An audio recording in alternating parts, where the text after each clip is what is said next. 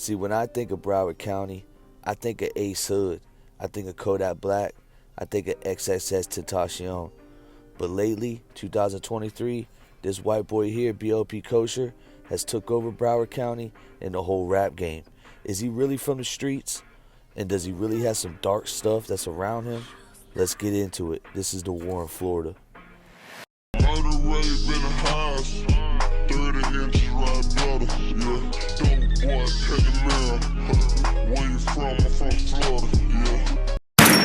So KOSHER grew up right down the road where XXX Tentacion got killed in Pine Tree Apartments.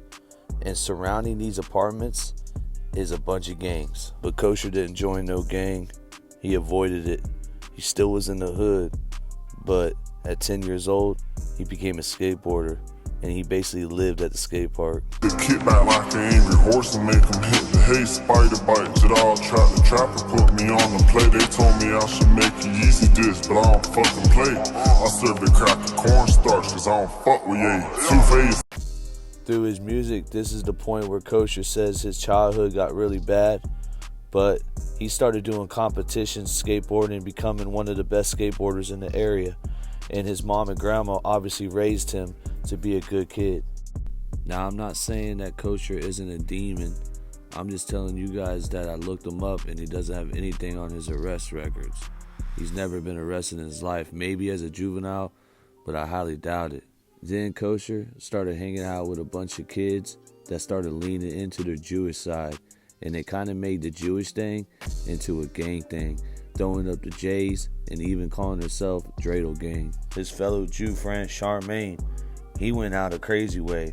He went knife welding at a shopping center. He was laying right there. Chantel is a young mom shopping at this plaza and about to leave the Elegant Beauty Supply store Thursday night when Jeffrey Guy Sachs was inside the Ross store waving a knife and cutting himself. He was just outside before that even happened, pacing. Like a person that thinking about something, he was pacing in front of the door. When deputies arrived, the sheriff says, the man continued to threaten himself and the deputies.